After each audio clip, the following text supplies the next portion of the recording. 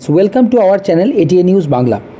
বন্ধুরা, এসএলএসটি 2025-এর বিষয় কিন্তু আজকের দিনটি খুবই গুরুত্বপূর্ণ ছিল। যারা এসএলএসটি বা এসএসসি পরীক্ষা নিয়ে চিন্তিত বা যারা খবরাখবর রাখেন বা যারা এসএলএসটি 2025-এ ক্যান্ডিডেট আছেন, তারা কিন্তু আজকের দিনটি হাইকোর্টের দিকে তাকিয়েছিলেন।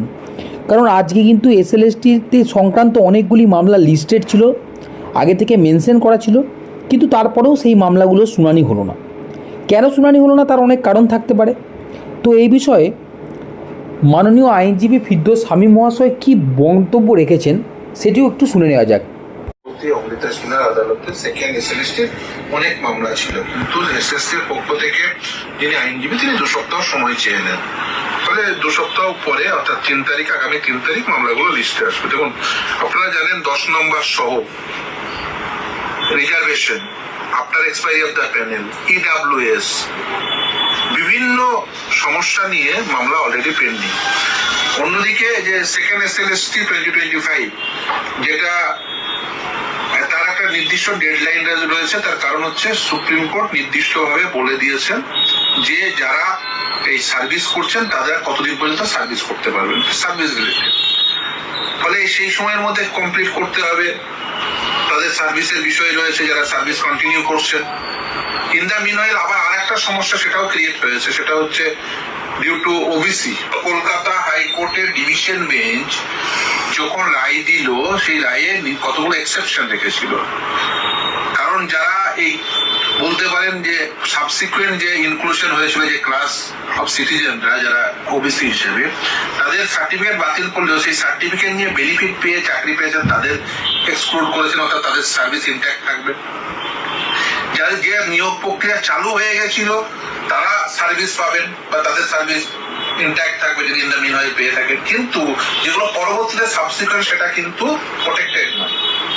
ফলে সেই সংক্রান্ত বিষয়ে অলরেডি নবম দশমের কিন্তু অলরেডি একটা লিস্ট তৈরি হয়েছে, তার ভিত্তিতে রেকমেন্ডেড হয়েছে, কিন্তু ওরা জয়েন্ট করেনি।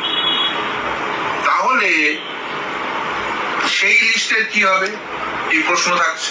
মানে একাধিক প্রশ্ন আছে, সেগুলো যেহেতু আদালতে বিচারাধীন, আদালত দেখবেন নিশ্চিতভাবে।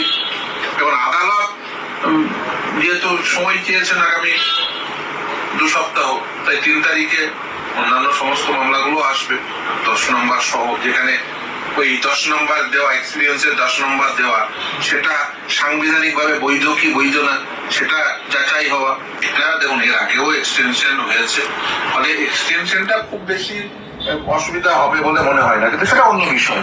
তার কারণ যে সেটা সুপ্রিম কোর্ট ঠিক করবে, সেটা যেহেতু এখনো পর্যন্ত অ্যাপ্লিকেশন হয়নি বা এখনো পর্যন্ত ডিসাইড হয়নি, যে মন্তব্য করাটা অসমীচীন হবে। কিন্তু এটুকু বলা যায় নিশ্চিতভাবেই এর আগে যেহেতু এক্সটেন্ড করেছে এবং ইন দ্য মিন হোয়াইল একটা সরকার পরিবর্তন হয়েছে, ইন দ্য মিন হোয়াইল আরো কিছু সাবসিকুয়েন্ট ঘটনা ঘটেছে, যেগুলো কনসিডার করেই কিন্তু নিয়োগ প্রক্রিয়া আগিয়ে নিয়ে যাওয়া উচিত। তার কারণ কি, যদি ধরুন নিয়োগ প্রক্রিয়াতে যেন তেন প্রকারেণ করে দিলাম, সেটা যদি হয় তাহলে যেটা হবে যে নিয়োগ পাওয়ার পরে একটা তার একটা সুস্থিতি তৈরি হওয়ার পরে যেটা আবার অল্টার্ড হবে, সেটা কোনোভাবেই কাঙ্ক্ষিত নয় বা কাম্য নয়।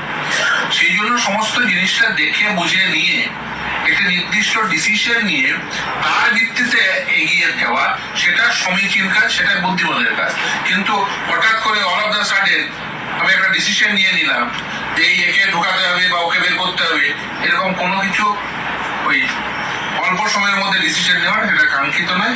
নিশ্চিতভাবে জেনে বুঝে যা যা ইস্যু রয়েছে সেই পার্টির ইস্যুগুলোকে অ্যাড্রেস করে ডিসিশন নেওয়া আর্টিকেল 2 এর অথরিটিগুলোর জন্য ভালো, অ্যাজ ওয়েল এজ যারা চাকরি প্রার্থী বা যারা চাকরিরত তাদের জন্যও ভালো। নাহলে যেটা হবে সেটা হচ্ছে, একবার নিয়োগ পাওয়ার পরে আপনারা দেখেছেন যে এর আগে 26,000 চাকরি বাতিল কেন হয়েছিল। তার কারণ এর আগে যে সরকার, তারা এই যে যারা দুর্নীতিগ্রস্ত এবং যারা দুর্নীতিগ্রস্ত প্রসেসের ফলে চাকরি পানিয়ে সেগ্রিগেশনটা করতে পারেন। তার সাবসিকুয়েন্ট একটা প্রসেস তো চালু হয়ে গেছে, আর রিভার্ট করা, সে আবার পুনরায় সেই জায়গায় ফিরে যাওয়ার সম্ভাবনা প্রায় নেই বললেই চলে। এটা সত্য কথা। অনেকে হয়তো আশা থাকতে পারে যে 26,000 সবাই যে দুর্নীতিগ্রস্ত তা তো নয়, কিন্তু পদ্ধতিটা কেন বাতিল হলো? কারণ দুর্নীতিগ্রস্ত কি আর কে দুর্নীতিগ্রস্ত প্রসেসের মানে বেনিফিশিয়ারি সেটা আইডেন্টিফাই করা গেল না। যদি সেটা হয় তাহলে কি হবে? যদি আমি ধরুন তাড়াহুড়ো করে একটা পদ্ধতি করতে গিয়ে যদি দেখা যায় যে না OBC reservation quality reservation policy, কি তাড়াহুড়ো করতে গিয়ে দেখা যায় ইডাব্লিউএসটা কি করে, যদি তাড়াহুড়ো করতে গিয়ে দেখা যায় যে টেন্টেড ক্যান্ডিডেটরা ঢুকে বসে আছে, তাহলে আবার যে নিয়োগ প্রক্রিয়া ঘেটে যাবে, আবার রেশিও মেনটেন হবে না।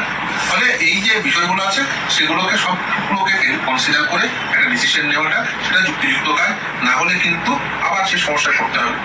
ফলে দেখুন আলটিমেট তো ডিপ্রাইভ হবে রাজ্যের ছাত্রছাত্রীরা। তার কারণ হচ্ছে শিক্ষকতা যেমন একটা চাকরি, তার একটা বর্ডার অ্যাসপেক্টও আছে। সে বর্ডার অ্যাসপেক্ট কি, যে সেটা হচ্ছে যে তারা শিক্ষা প্রদান করবেন, তাদের কাছ থেকে শিক্ষা নিয়ে সমাজের বিভিন্ন ক্ষেত্রে ছাত্রছাত্রীরা ছড়িয়ে পড়বেন। আর আমাদের রাজ্যে পিটিআর রেশিও অর্থাৎ ছাত্র শিক্ষকের যে অনুপাত, সেই অনুপাত কিন্তু অত্যন্ত খারাপ।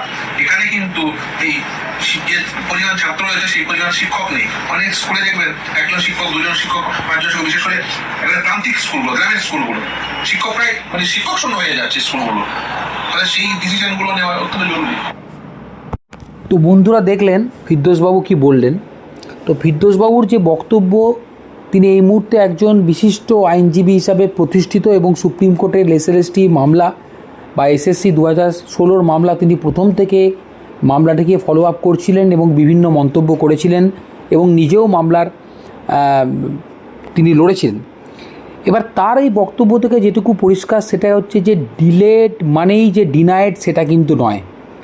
একটা সরকার পরিবর্তন হয়েছে, সব কিছুকে দেখে নিয়ে নিয়োগ হওয়া, দ্রুততার সঙ্গে নিয়োগ হওয়ার থেকে বেশি বাঞ্ছনীয় বলে তিনি মনে করছেন।